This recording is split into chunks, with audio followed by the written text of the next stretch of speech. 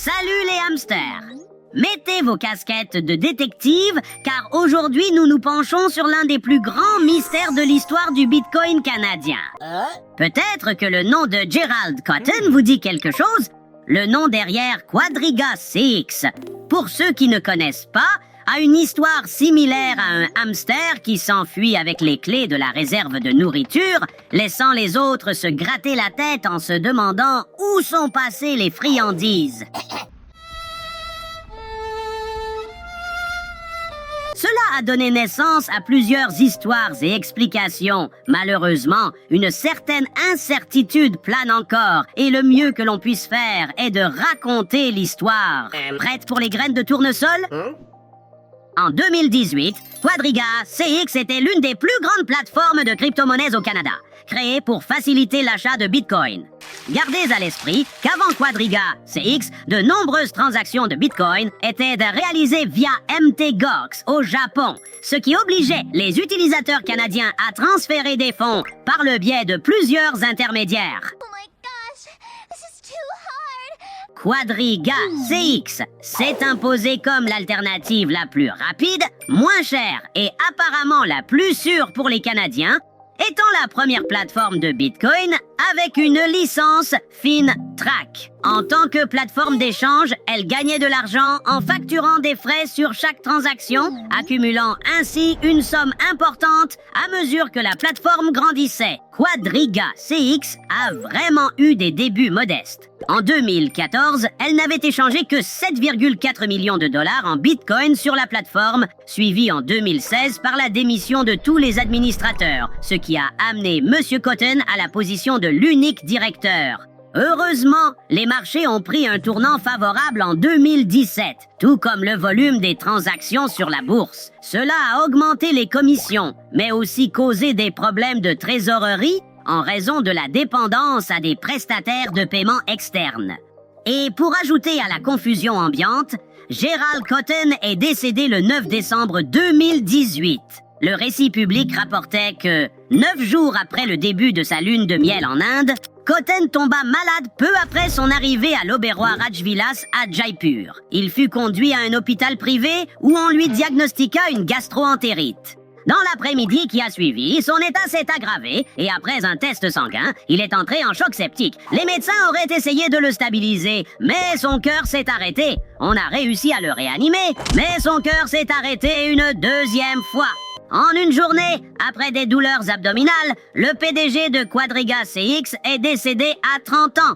Son décès a été annoncé plus tard par la bourse le 14 janvier 2019.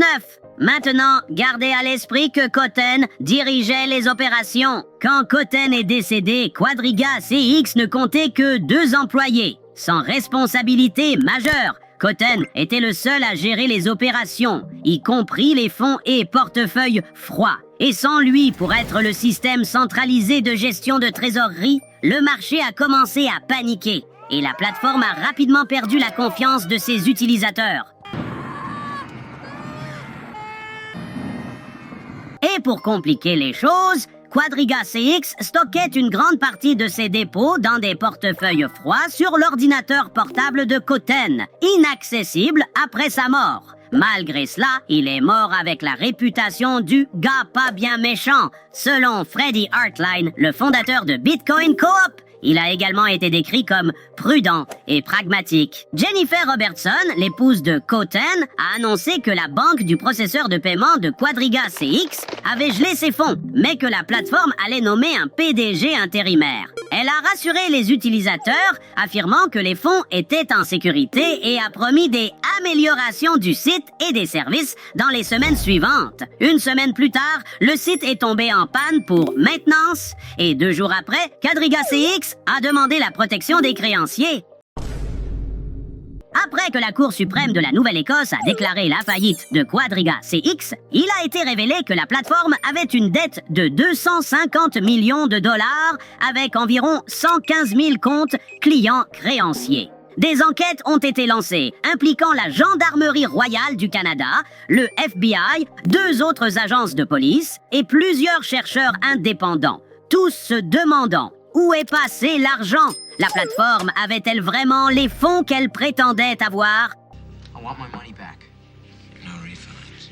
Ainsi, l'idée que le fondateur était mort en étant le seul à connaître les clés privées du portefeuille froid et que l'échange ne pouvait pas accéder à ses avoirs a été jugée incomplète.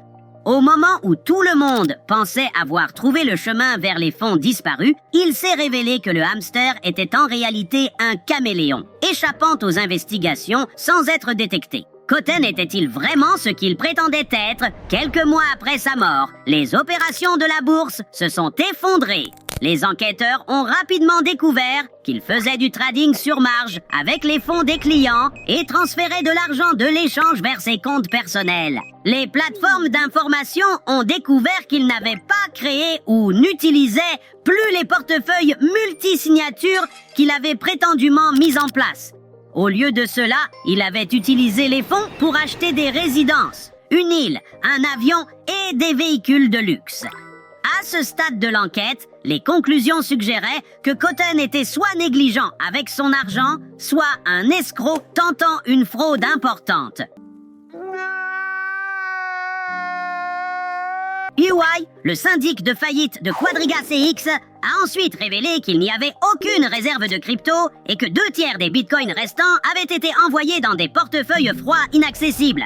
Vanity Fair et le Globe and Mail ont découvert que Cotton était associé à des programmes d'investissement à haut rendement dès 2003, aux côtés de Michael Patryn, qui s'est avéré être le cofondateur de Quadriga CX. On s'arrête là, car il y a plus à venir sur Patryn. Des recherches ont révélé une relation intrigante entre Cotton et Patryn, qui s'étaient rencontrés en ligne. Il a été découvert que Cotton avait lancé sa propre chaîne de Ponzi, SNS Investments, en 2004 à l'âge de 15 ans. Ce système pyramidal promettait qu'en 48 heures, les investisseurs recevraient un retour de 103 à 150%, voire plus.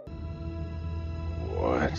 SNS a suspendu ses opérations seulement 3 mois plus tard, emportant encore plus de fonds d'investisseurs. Patryn, quant à lui, s'est rapidement associé à plusieurs entreprises de négociation de devises numériques, notamment Midas Gold, qui facilitait les transferts de liquidités en devises numériques, agissant comme intermédiaire entre Liberty Reserve et ses traders. L'histoire avec Midas Gold est intéressante, car en mai 2013, Liberty Reserve est au centre de la plus grande affaire de blanchiment d'argent en ligne de l'histoire américaine et était étroitement liée à Midas Gold, qui avait listé comme contact gerald.cotton@gmail.com. Il est intéressant de noter qu'au moment de la saisie de Midas Gold, Gerald Cotton avait déjà lancé le Quadriga Fund, un programme d'investissement à haut rendement de 6 mois axé sur des projets de capital risque et des marchés de devises étrangères. De plus, un forum en ligne, Black Hat World, a révélé qu'il avait publié une offre d'emploi pour un programmeur expérimenté en Bitcoin afin de créer un site web servant de marché libre en ligne semblable à une bourse pour actifs numériques. La condition était que le site web devait être construit rapidement. 3 mois plus tard, le Quadriga Fund avait, oui, disparu. En revanche,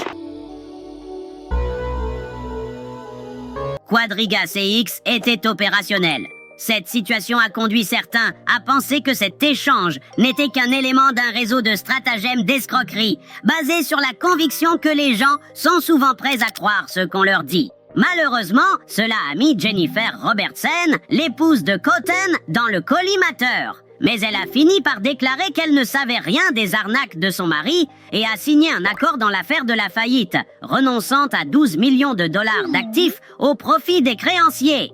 Alors, où est Cotton? Dans la tombe ou en train de boire de la bière sur une île déserte? Certains avancent qu'il a simulé sa mort, subi une chirurgie esthétique et vit maintenant avec l'argent volé. Seul le temps nous le dira.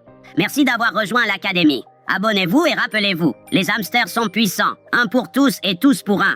Au revoir.